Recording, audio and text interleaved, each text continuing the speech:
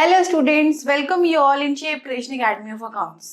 Students, आज के session में हम कंटिन्यू करेंगे अकाउंट्स 11th की अकाउंट्स बुक का थर्ड चैप्टर का टॉपिक, जो टॉपिक हमने पिछले दो सेशन में भी दो सेशन से स्टार्ट किया था। क्लियर?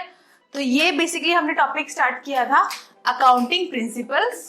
हमने ये अकाउंटिंग कॉन्सेप्ट्स के अंदर the standard accounting standards according to accounting standards AS1 हमने ये वाले कॉन्सेप्ट्स कवर कर लिए थे। ठीक है, तो आज के सेशन में स्टूडेंट्स हम थॉरली स्टडी करेंगे ये वाले कॉन्सेप्ट्स। क्लियर? ये concepts again it is very very important. ठीक है, तो निकाल लीजिए अपनी notebook and pen and please note down the important points. आज के सेशन में हम ये वाले पॉइंट डिटेल में स्टडी करेंगे। क्लियर? तो ये वाले पॉइंट स्टडी करने से पहले एक बार मैं आपको थोड़ा सा क्विक वे में इसका ओवरव्यू दे देती हूँ। ठीक है, सो topic is accounting principles. These are the set of rules and guidelines which each and every accountant have to follow while preparing their financial statements. ठीक है, ये uniform set of rules and guidelines है जो हर एक accountant follow करता है अपनी financial statement prepare करने में। ठीक है, इसको हमने टू पार्ट्स में डिवाइड किया था, accounting concepts and assumption and accounting conventions. Clear? Accounting conventions. ठीक है, अब ये जो अकाउंटिंग कॉन्सेप्ट्स एंड अजम्पशंस है इसको हमने टू पार्ट्स में डिवाइड किया था, as per accounting standard 1 and other accounting concepts. तो अकाउंटिंग स्टैंडर्ड के अंदर फर्स्ट था गोइंग कंसर्न कॉन्सेप्ट। इस कॉन्सेप्ट के according we have to kept in mind that our business is a continuing enterprise. Clear? हमें इस कॉन्सेप्ट में ये मान के चलना है कि जो भी बिजनेस हम स्टार्ट कर रहे हैं वो बिजनेस हमारा कंटिन्यू रहेगा।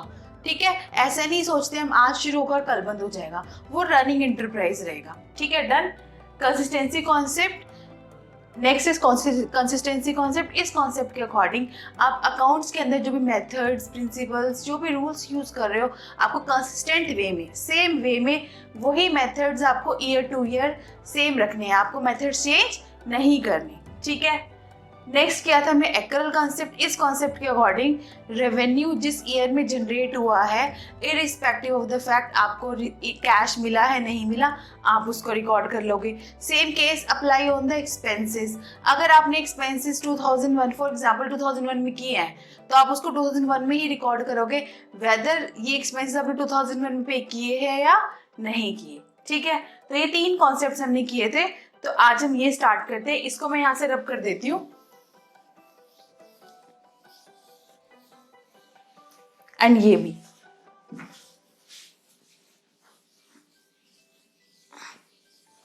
डन स्टूडेंट्स, सो आज हम स्टडी करते हैं अदर अकाउंटिंग कॉन्सेप्ट्स। ये जो कॉन्सेप्ट्स है ये इक्वल ही इंपॉर्टेंट है अकाउंटिंग स्टैंडर्ड 1 के according.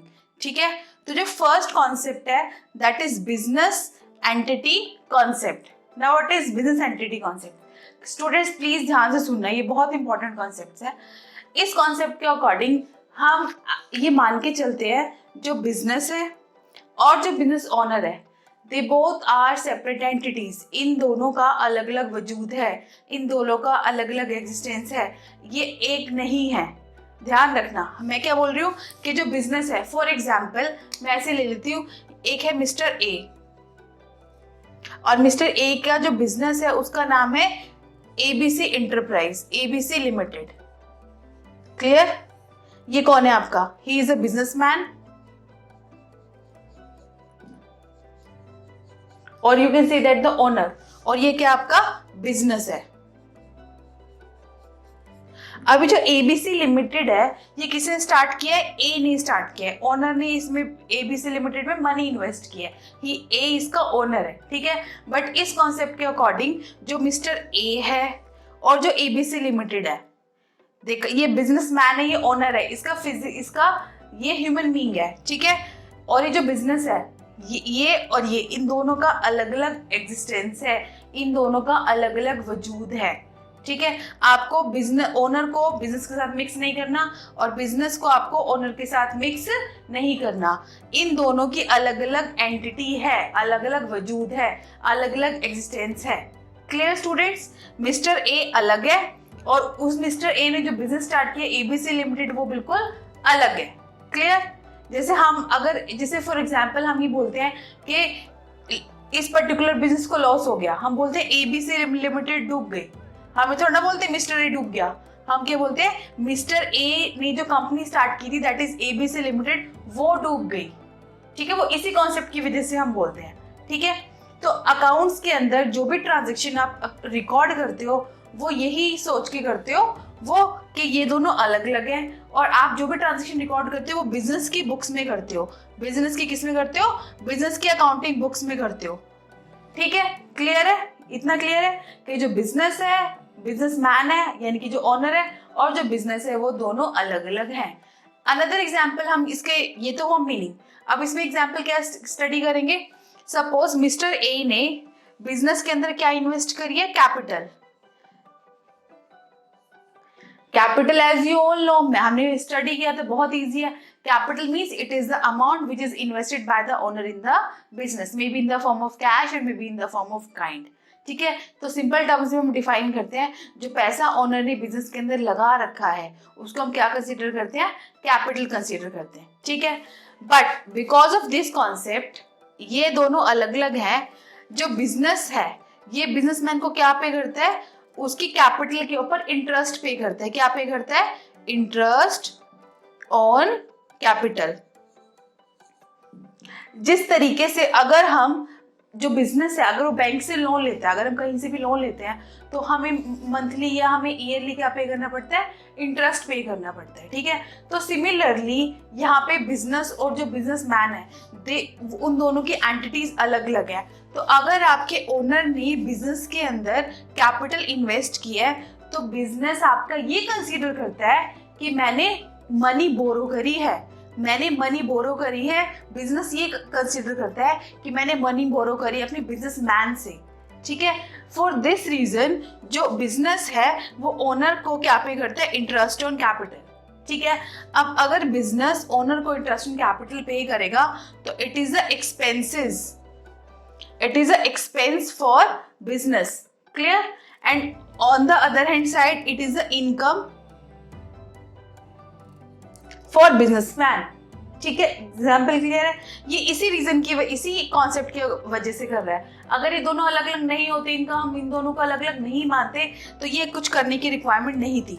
But because of this concept हमने ये एज्यूम किया है कि mister A is a different entity और जब मिस्टर ए का जो बिजनेस है एबीसी लिमिटेड वो अलग एंटिटी है। तो मिस्टर ए ने इस बिजनेस के अंदर जो भी कैपिटल इन्वेस्ट किया है बिजनेस उसको उस कैपिटल के ऊपर क्या पे करेगा? इंटरेस्ट पे करेगा। डन? क्लियर है? ये क्लियर है? अब फॉर एग्जाम्पल मिस्टर ए का एक अनदर बिजनेस है दैट इज XYZ लिमिटेड। ये अनदर बिजनेस है। ABC limited is one business and XYZ limited भी आपका अलग बिजनेस है।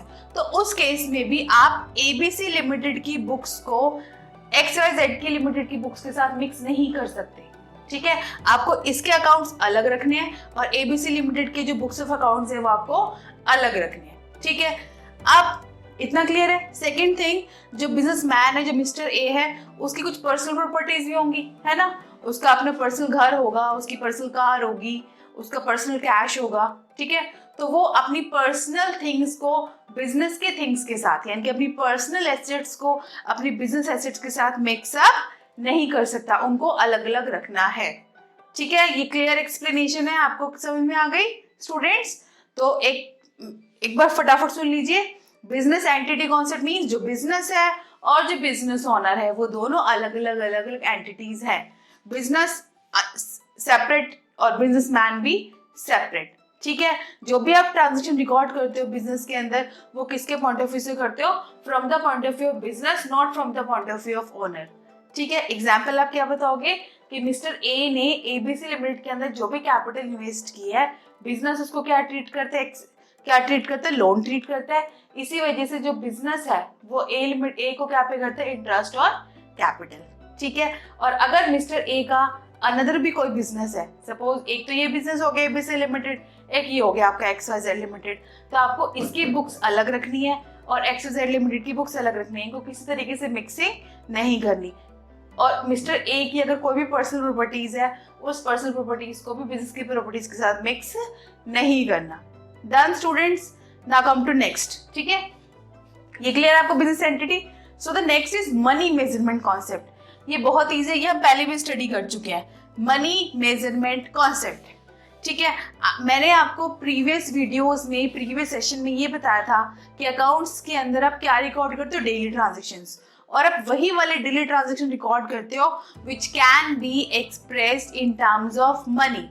यानी कि जो जिस इवेंट्स को, जिन ट्रांजेक्शन्स को, जिन हैपनिंग को आप मनी में एक्यूरेटली, ध्यान से सुनना, मनी में एक्यूरेटली मेजर करते हो, उन्हीं ट्रांजेक्शन को आपको बिजनेस के अंदर रिकॉर्ड करना है, और जिन ट्रांजेक्शन को आप मनी में मेजर नहीं करते उनको आपको रिकॉर्ड नहीं करना।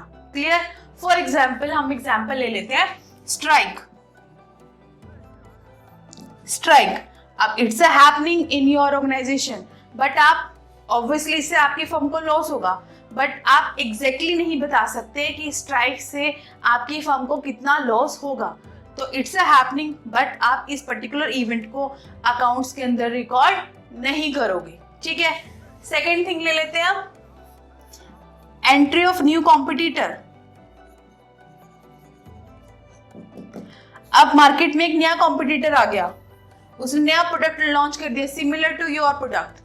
ठीक है। अब ऑब्वियसली उसका प्रोडक्ट की भी डिमांड होगी, अब उसके प्रोडक्ट की डिमांड होगी, तो धीरे धीरे आपके प्रोडक्ट की डिमांड क्या हो जाएगी, कम हो जाएगी। तो अल्टीमेटली आपकी फर्म को क्या होगा, लॉस होगा। बट अगेन आप एक्यूरेटली मेजर नहीं कर सकते आपको कितना लॉस होगा। Then again it's an event, but you can't measure it in terms of money accurately, that's why आप इसको रिकॉर्ड अकाउंटिंग में नहीं करोगे। क्लियर?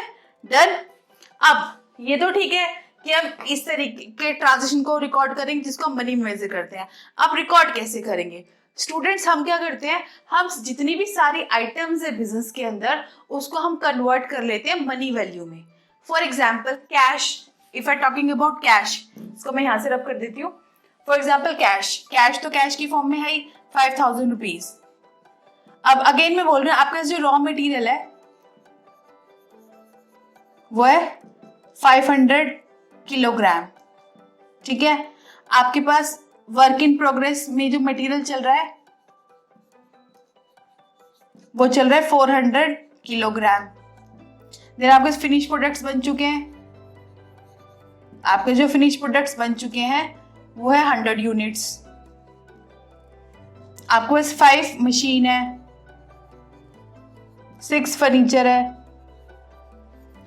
तो इन आइटम्स को आप अकाउंट्स के अंदर किस तरीके से रिकॉर्ड करोगे? So first of all what you have to do, you have to convert these item in money value. आपको क्या करना है, इनको मनी वैल्यू में कन्वर्ट करना है। जैसे 5,000 कैश, जो रॉ मटेरियल है आपका 500 वो है 20,000 रुपीज का। वर्क इन प्रोग्रेस में जो 400 kg रॉ मटेरियल चल रहा है वो 30,000 रुपीज का। आपने जो ये 100 यूनिट्स बनाई है ये 50,000 की बनाई है। आपको जो 5 मशीन है वो 1 लाख रुपीज की है। 6 फर्नीचर वो 70,000 रुपीज का। तो after converting these item into money value, आप इन ट्रांजेक्शन को क्या, इन पर्टिकुलर आइटम्स को क्या कर लोगे, अकाउंट्स के अंदर रिकॉर्ड कर लोगे। ठीक है। डन। क्लियर है? बहुत इजी कॉन्सेप्ट है, लेकिन एग्जाम में कई बार पूछा जाता है स्टूडेंट्स, तो इसको ध्यान से सुनिए एक बार और। ठीक है। मनी मेजरमेंट कॉन्सेप्ट के in accounting we have to record only those transactions which can be expressed in terms of money. हम वही वाले ट्रांजेक्शन रिकॉर्ड करते हैं जिसको हम मनी में क्या कर सकते हैं, एक्सप्रेस कर सकते हैं। ठीक है। आपकी फिर आप बताओगे कि आपकी फर्म में there number of events, there number of happening जो आपकी फर्म के पॉइंट ऑफ व्यू से बहुत इंपॉर्टेंट है, बट आप उसके इफेक्ट को एक्यूरेटली मेजर नहीं कर सकते। लाइक स्ट्राइक हो गई, न्यू कॉम्पिटिटर हो गया आ गया आपकी फर्म के अंदर।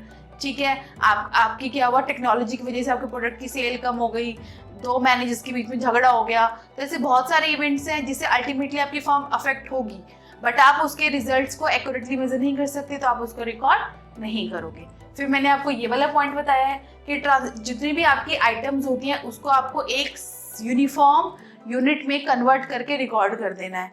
अब यहाँ पे आपने सारे आइटम्स को किस में कन्वर्ट कर दिया, मनी वैल्यू में, और फिर आपने वो सारे आइटम्स को क्या कर लिया, नोट डाउन कर लिया। क्लियर? डन। बढ़े आगे, चलो। सो the next concept is accounting period concept. अब अकाउंटिंग पीरियड मीन्स अकाउंट्स के अंदर हम क्या करते हैं स्टूडेंट्स, हम क्या करते हैं अकाउंट्स के अंदर 12 मंथ्स का पीरियड लेके चलते हैं। ठीक है। जो स्टार्ट होता है एवरी ईयर 1 अप्रैल और एंड हो जाता है 31 मार्च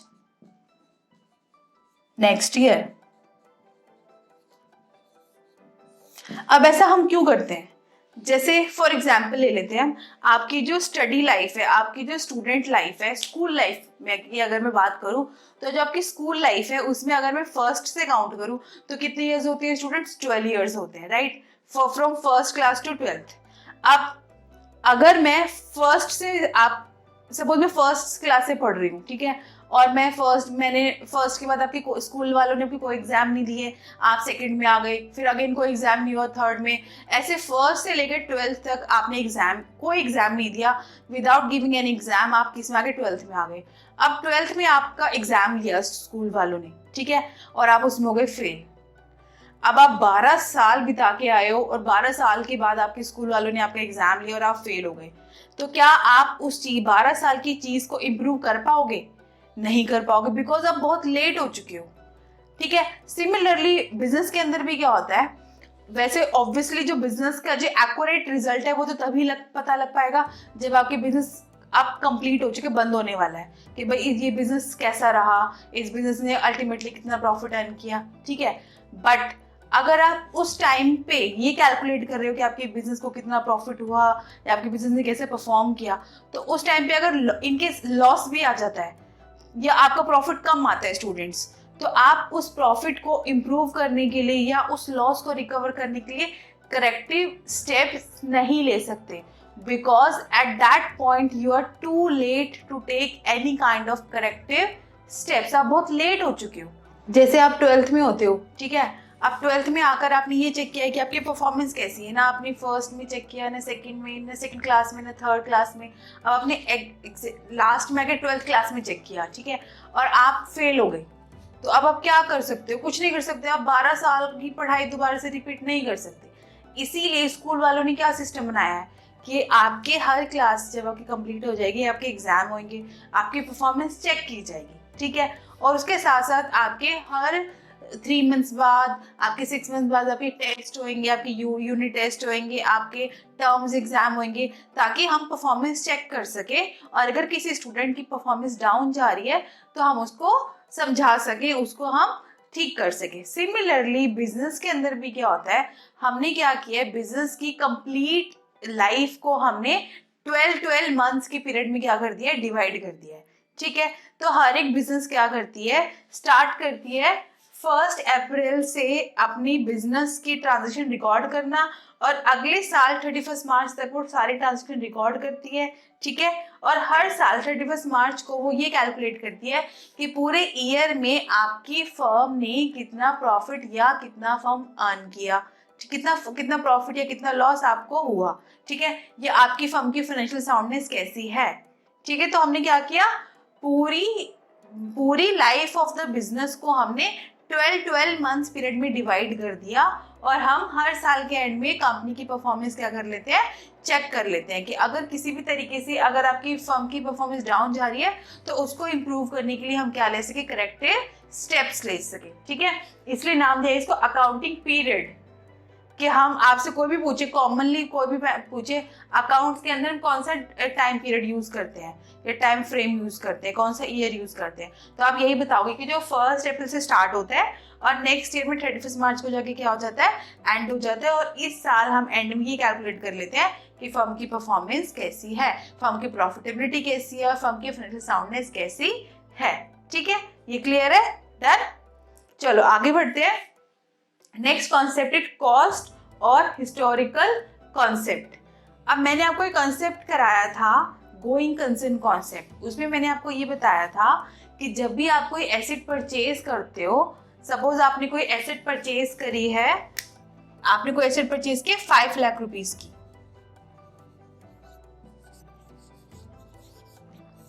ठीक है। अब जिस पर्टिकुलर अमाउंट पे आपने वो एसेट एक्वायर की है उसको बोलते हैं आपकी, ये एसेट है आपकी, सॉरी ये आपकी कॉस्ट है एसेट की, ठीक है। तो अब आप इस एसेट को यूज करोगे बिजनेस के अंदर, ठीक है। अब आपको इसी पर्टिकुलर कॉस्ट को अपनी बुक्स ऑफ अकाउंट्स के अंदर रिकॉर्ड करना है। जैसे जैसे टाइम बीतता जाएगा आपकी एसेट्स की वैल्यू कम होती चली जाएगी, और कुछ ऐसी एसेट्स भी होती है जिनकी वैल्यू क्या होती चली जाती है, इंक्रीज होती चली जाती है, ठीक है। तो हमें इस कॉन्सेप्ट के according irrespective of the fact कि आपकी जो एसेट्स आपने परचेज की है उसकी मार्केट वैल्यू क्या चल रही है, हमें इस पे ध्यान नहीं देना। आपने जिस पर्टिकुलर प्राइस पे, जिस पर्टिकुलर कॉस्ट पे वो एसेट एक्वायर करी थी, आपको अपनी बुक्स ऑफ अकाउंट्स में वही अमाउंट क्या करना है, रिकॉर्ड करना है। ठीक है, तो आप बेसिकली क्या कर रहे हो, जो जिस पे आपने एसेट परचेज करी थी उसी प्राइस पे आप उसी प्राइस को आप अपने अकाउंट्स में रिकॉर्ड कर रहे हो। ठीक है, इसलिए इसको हिस्टोरिकल भी बोलते हैं, यानी कि जो पुरानी अमाउंट पे आपने उसे परचेज की थी, जिस पुराने अमाउंट पे, उसी को आप रिकॉर्ड लेके चल रहे हो, उसी को बेस मान के चल रहे हो, इसको बोलते हैं कॉस्ट कॉन्सेप्ट। ठीक है, क्लियर है। जैसे मैंने आपको एग्जांपल दिया है कि आपने 5 लाख की एसेट परचेज करी है, सपोज आफ्टर 5 ईयर इस पर्टिकुलर एसेट की वैल्यू हो गई 20 लाख। तो आप ये जो 20 लाख है ये रिकॉर्ड, मार्केट वैल्यू 20 लाख होगी, तो आप इस 20 लाख को रिकॉर्ड नहीं करोगे। आप जो भी अकाउंटिंग ट्रीटमेंट करोगे इस एसेट्स का, किसको बेस मान के करोगे, 5 लाख को बेस मान के करोगे। ठीक है, क्लियर। तो कॉस्ट कॉन्सेप्ट के अकॉर्डिंग अगर आपकी फर्म कोई भी एसेट परचेज करती है, जिस अमाउंट पे आपने उस एसेट को परचेज किया है उस अमाउंट पे ही उस एसेट को रिकॉर्ड करोगे। उसकी मार्केट वैल्यू चाहे इंक्रीज होती रहे चाहे डिक्रीज होती रहे, आपको उसको ध्यान में नहीं रखना। ठीक है, डन। आगे चलते हैं, चलो। सो अगेन नेक्स्ट आपका 8th कॉन्सेप्ट है dual aspect concept. Again it is very important concept. देखो स्टूडेंट्स, नाम क्या है आपका, ड्यूअल एस्पेक्ट। ड्यूअल एस्पेक्ट यानी कि 2 एस्पेक्ट। ठीक है, तो इस कॉन्सेप्ट के अकॉर्डिंग स्टूडेंट्स, अकाउंट्स में हम जो भी ट्रांजेक्शन रिकॉर्ड करते हैं उसके मिनिमम, ध्यान से सुनना मैं क्या बोल रहा हूँ, मिनिमम, मैं एक वर्ड यूज करें मिनिमम, उसके मिनिमम कम से कम कितने इफेक्ट होते हैं, 2 इफेक्ट होते हैं। मैक्सिमम तो कितने भी हो सकते हैं, लेकिन आप जो भी ट्रांजेक्शन रिकॉर्ड करते हो उसके मिनिमम कितने इफेक्ट होनी चाहिए, 2 इफेक्ट होनी चाहिए। फॉर एग्जाम्पल, आपने क्या किया है, आपने मशीन परचेज करी है, machine purchase in cash of ₹30,000। अब इट्स अ ट्रांजेक्शन, आपने मशीन परचेज करी 30,000 की कैश में। ठीक है, तो अब ये जो ट्रांजेक्शन है ये 2 अकाउंट को अफेक्ट करेगी। क्या, आप 2 पहलू हो सकते हैं इस ट्रांजेक्शन के। आपके पास मशीन आई फर्म के अंदर और आपके पास से कैश गया। ठीक है, अब जो मशीन आई है 2 पहलू हो गए, मशीन आई कैश गया, तो यानी कि इस ट्रांजेक्शन ने आपके 2 अकाउंट को अफेक्ट किया, एक मशीन को और एक किसको, कैश को। ठीक है, मशीन आपकी क्या हो गई, इंक्रीज हो गई, और कैश क्या हो गया, आपका डिक्रीज हो गया। ठीक है, क्लियर है। तो इस कॉन्सेप्ट के अकॉर्डिंग जब भी कोई ट्रांजेक्शन होती है उससे क्या होता है, एक अकाउंट इंक्रीज होता है और एक अकाउंट क्या होता है, ऑटोमेटिकली डिक्रीज होगा ही होगा। ठीक है, डन। और मैक्सिमम टू मैक्सिमम कितने भी इफेक्ट हो सकते हैं, बट मिनिमम कितने इफेक्ट होते हैं, हर एक ट्रांजेक्शन के 2 इफेक्ट होते हैं। एक इफेक्ट को हम डेबिट करते हैं स्टूडेंट। अभी जो डेबिट क्रेडिट क्या होता है अभी फिलहाल आपको नहीं समझ में आएगा, जब मैं आपको नेक्स्ट सेशन कराऊंगी जनरल वाला, जनरल एंट्रीज वाला, तब मैं आपको बताऊंगी कि what is debit what is credit. But अभी फिलहाल आप थोड़ा सा क्रैम कर लीजिए इस चीज को कि जो भी ट्रांजेक्शन होती है उससे एक अकाउंट होगा डेबिट और एक अकाउंट क्या होगा, क्रेडिट। ठीक है, यानी कि 1 अकाउंट इंक्रीज होगा और एक अकाउंट क्या होगा, डिक्रीज होगा। और इसी बेसिस पे आपकी जो एसेट्स होती हैं, अगर मैं बात करूं यहाँ पे आपका, इसको मैं यहाँ से रब कर देती हूँ, यानी कि इसी कॉन्सेप्ट की वजह से आपकी जो एसेट्स है that is always equal to liabilities plus capital. क्योंकि हर एक टर्म्स के कितने इफेक्ट होते हैं, 2 इफेक्ट होते हैं। तो इसी वजह से आपकी ये एक इक्वेशन है, तो आपकी assets is always equal to liabilities plus capital. For example, आपने क्या किया है, आपने बिजनेस के अंदर 5 लाख रुपीज कैपिटल लगाई है और आपने 2 लाख रुपीज का क्या लिया है, लोन लिया है। क्या लिया है, लोन लिया है। और 5 + 2 यानी कि 7 लाख। इस 7 लाख से आपने क्या परचेज कर ली, फर्म की एसेट्स। तो क्या हो गया, 7 लाख हो गया।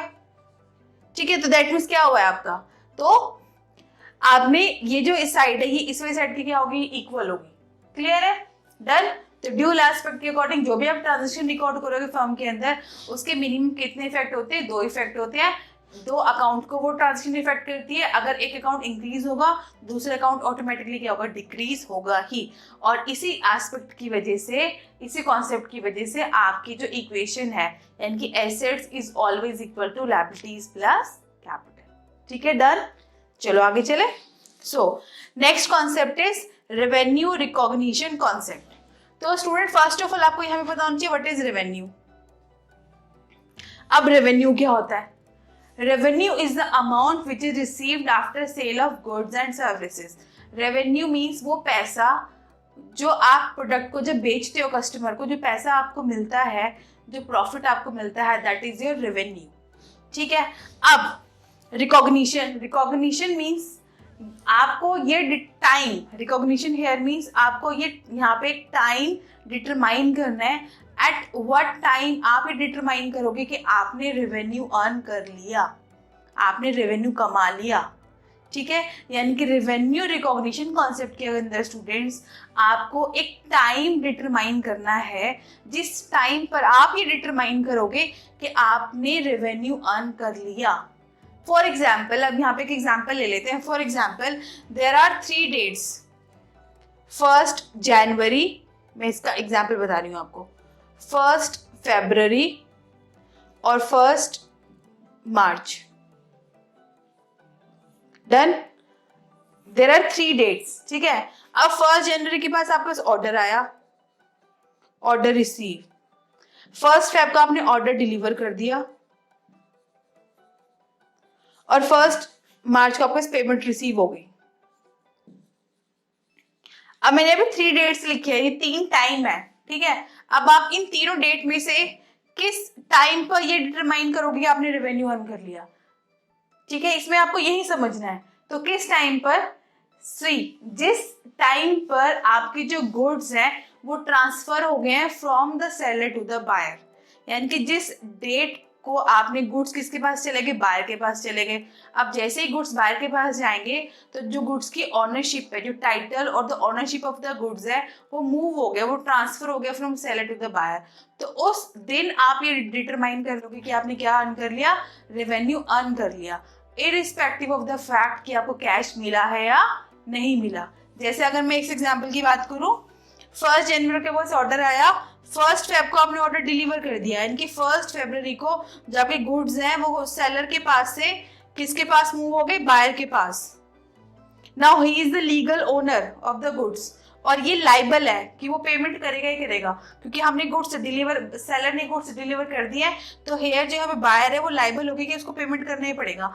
तो इन तीनों डेट में से आप 1 फरवरी को ये मान लोगे कि आपने क्या अर्न कर लिया? रेवेन्यू अर्न कर लिया। भले ही आपके पास कैश आया नहीं आया, क्योंकि कैश तो देखो स्टूडेंट्स बाद में आया ना 1 मार्च को, बट हमें कैश बेसिस यहाँ पे फॉलो नहीं करना, हमें यहाँ पे कौन सा बेसिस फॉलो करना है?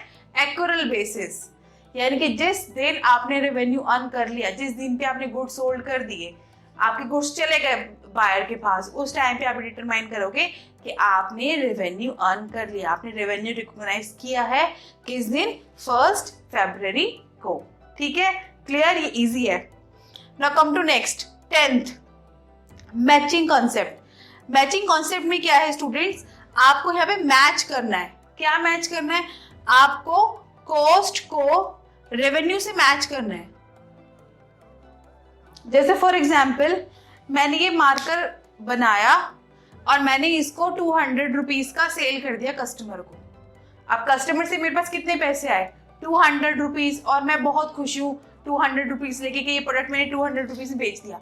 पर क्या ये जो 200 रुपीज आपने कमाए हैं, क्या ये आपका एक्चुअल प्रॉफिट है? नहीं। इस मार्कर को बनाने में, ये मार्कर आपने 50 रुपीज में बनाया, तो इस मार्कर की कॉस्ट क्या है? 50 रुपीज। तो अल्टीमेटली देखा जाए तो आपका प्रॉफिट तो 150 रुपीज है। तो 200 rupees is not your profit is 150 rupees. ठीक है। तो अगर आपको करेक्ट प्रॉफिट डिटरमाइन करना है तो आपको क्या करना पड़ेगा? जितनी भी आपने रेवेन्यू कमाया है, आपने रेवेन्यू कितना कमाया था? 200 रुपए, और उस 200 रुपए को कमाने के लिए आपने कितनी कॉस्ट इनकर्ड करी थी? कॉस्ट मीन्स खर्चा। कितना खर्चा इनकर्ड किया? 50 रुपीज। तो आपको रेवेन्यू के अगेंस्ट वो कॉस्ट को क्या करना है? मैच कर देना है। मतलब आपको रेवेन्यू में से वो कॉस्ट क्या कर देनी है? माइनस कर देनी है। उसके बाद जो बैलेंस बचेगा that will be your profit. तो अगर मैं एग्जाम्पल की बात करूँ तो 150 will be your profit. Clear? ठीक है। तो ये जो यहाँ पे मैच, ये जो मैचिंग वर्ड है, यहाँ पे आपको मैच करना है, आपको रेवेन्यू को कॉस्ट के साथ क्या करना है? मैच करना है, तभी आप फर्म का जो करेक्ट प्रॉफिट है वो क्या कर पाओगे? डिटरमाइन कर पाओगे। ठीक है students, clear? So last 11th objectivity concept. ये बहुत इतना तो इम्पोर्टेंट है बट फिर भी कई बार एग्जाम में पूछ लिया जाता है ऑब्जेक्टिविटी कॉन्सेप्ट। स्टूडेंट्स जो भी अकाउंटेंट्स होते हैं, जो भी ये आपके जो स्टूडेंट्स सीए वगैरह होते हैं, ये जो अकाउंट्स प्रिपेयर करते हैं, इनको अकाउंट्स प्रिपेयर करते टाइम अपनी पर्सनल बायसनेस अकाउंट्स प्रिपेयर करते वक्त नहीं लेके आनी। पर्सनल बायसनेस का क्या मतलब है? अब उसका खुद का इंटरेस्ट नहीं होना चाहिए, उसके अंदर पर्सनल इंटरेस्ट नहीं होना चाहिए। अकाउंट्स प्रिपेयर करते वक्त उसको सिर्फ बिजनेस इंटरेस्ट के बारे में सोचना है। कैसे? अगर मैं एग्जाम्पल ले लेती हूँ, for example suppose goods purchase करके लाए 30,000 रुपीज की, बट आप अपनी बुक्स ऑफ अकाउंट में रिकॉर्ड करें 50,000, 20,000 रख रहे हो आप अपनी पॉकेट में। क्या कर रहे हो? ये आप अपना पर्सनल फायदा देख रहे हो। बिजनेस को लिए क्या कर रहे हो? आप लॉस कर रहे हो, बिजनेस को इसके साथ फ्रॉड कर रहे हो। तो इस तरीके की एक्टिविटी आपको परफॉर्म नहीं करनी। तो ऑब्जेक्टिविटी का मतलब है कि आप जो भी ट्रांजेक्शन रिकॉर्ड करोगे, उस रिकॉर्ड कर रहे हो उसमें पर्सनल बायसनेस या किसी भी तरह का फ्रॉड नहीं होना चाहिए। तो इस चीज से बचने के लिए हमें क्या करना चाहिए? आपको अपने पास प्रूफ रखने चाहिए। प्रूफ कैसे? अगर आप कोई एसेट परचेज करके लाए हो और आपने पेमेंट कैश में करी है, तो आप क्या मांगोगे? उसे कैश रिसिप्ट। तो आप उस कैश रिसिप्ट के बेसिस पर ट्रांजेक्शन को क्या करोगे? रिकॉर्ड करोगे, ताकि इन केस फ्यूचर में आपके पास से आपसे कोई क्वेश्चन भी पूछा जाता है तो आप वो रिसिप्ट दिखा सकते हो, देखो ये रहा प्रूफ। तो आप जो भी ट्रांजेक्शन रिकॉर्ड करोगे उसके साथ क्या होना चाहिए? अटैच प्रूफ होना चाहिए। प्रूफ में भी in terms of debit voucher, credit voucher, cash receipt, आपका pay slip. So these are the क्या है आपके प्रूफ है, जिसके बेसिस पे आप ट्रांजेक्शन को क्या करोगे? रिकॉर्ड करोगे, ताकि फ्यूचर में किसी तरीके का कोई भी फ्रॉड या पर्सनल बायसेस ना हो सके। ठीक है स्टूडेंट्स, क्लियर है आज का टॉपिक? तो आज एक बार फटाफट एक क्विक रिकैप ले लेते हैं। तो आज हमने ये सारे अनदर जो कॉन्सेप्ट्स है, अदर अकाउंटिंग कॉन्सेप्ट्स है, ये हमने स्टडी किए। फर्स्ट है बिजनेस एंटिटी कॉन्सेप्ट। इस कॉन्सेप्ट के अकॉर्डिंग जो बिजनेस है और जो ओनर है वो दोनों अलग अलग, उन दोनों का अलग अलग एग्जिस्टेंस है। ठीक है। मनी मेजरमेंट कॉन्सेप्ट, आपको बिजनेस के अंदर वही वाली ट्रांजेक्शन रिकॉर्ड करनी है जिसको हम मनी में मेजर कर सकते हैं। अकाउंटिंग पीरियड कॉन्सेप्ट्स, हमने पूरे बिजनेस की जो लाइफ है उसको 12 मंथ्स पीरियड में डिवाइड कर दिया, जो स्टार्ट होते हैं 1 अप्रैल से according to income tax law और एंड कब हो जाता है? 31 मार्च नेक्स्ट ईयर में। ठीक है। कॉस्ट और हिस्टोरिकल कॉस्ट कॉन्सेप्ट, इस कॉन्सेप्ट के अकॉर्डिंग जिस पर्टिकुलर अमाउंट पे आपने एसेट परचेज की है, जैसे आपने 5 लाख की परचेज की थी, आपको उसी बेसिस पे, उसी अमाउंट पे उस एसेट को रिकॉर्ड करना है, इरिस्पेक्टिव ऑफ द फैक्ट आपकी जो एसेट की मार्केट वैल्यू इंक्रीज हो रही है या डिक्रीज हो रही है, आपको वो ध्यान में नहीं रखनी। ड्यूल एस्पेक्ट कॉन्सेप्ट, इसके कॉन्सेप्ट के अकॉर्डिंग बिजनेस के अंदर जो भी ट्रांजेक्शन आप रिकॉर्ड कर रहे हो उसके मिनिमम कितने इफेक्ट होने चाहिए? 2 इफेक्ट। अगर एक अकाउंट इंक्रीज होगा तो दूसरा क्या होगा? डिक्रीज होगा। इसी वजह से आपकी जो एसेट्स है वो किसके इक्वल होती है? लायबिलिटीज प्लस कैपिटल के इक्वल होती है। ठीक है। Revenue recognition concept means in this you have to determine the time, at what time आप ये डिटरमाइन करोगे कि आपने रेवेन्यू अर्न कर लिया है। जिस टाइम पे आपकी गुड्स की ओनरशिप ट्रांसफर हो रही है from seller to the buyer, उस टाइम पे आप क्या मान लोगे कि आपने रेवेन्यू अर्न कर लिया है, भले ही आपके पास कैश आया है या नहीं आया। Matching concept, in this concept आपको मैच करना है, रेवेन्यू को कॉस्ट के अगेंस्ट क्या करना है? मैच करना है। ठीक है। लास्ट है ऑब्जेक्टिविटी कॉन्सेप्ट। इस कॉन्सेप्ट के अकॉर्डिंग जो भी आप ट्रांजैक्शन रिकॉर्ड कर रहे हो वो ट्रांजैक्शन को रिकॉर्ड करने के लिए आपको प्रॉपर प्रूफ होना चाहिए, ताकि जो अकाउंटेंट्स या जो लोग भी अकाउंट्स प्रिपेयर कर रहे हैं वो अपनी पर्सनल बायसनेस उसके अंदर ना ला सके। ठीक है स्टूडेंट्स, ये टॉपिक आपको क्लियर है? ठीक है। सो नेक्स्ट सेशन में हम करेंगे अकाउंटिंग कन्वेंशंस। तो आज के लिए इतना ही। अगर आपको मेरी वीडियो, अगर आपको इस पूरे टॉपिक में किसी भी तरह का कोई भी डाउट है या कोई भी आप मुझसे और एक्सप्लेनेशन चाहते हो और एग्जाम्पल चाहते हो तो आप नीचे मुझे कमेंट सेक्शन में लिख सकते हैं। ठीक है। तो अगर आपको ये पूरी मेरी वीडियो थॉरली समझ में आई हो तो प्लीज़ इसे लाइक करिए, शेयर करिए, सब्सक्राइब करिए and also press the bell icon. Thank you so much students, good luck.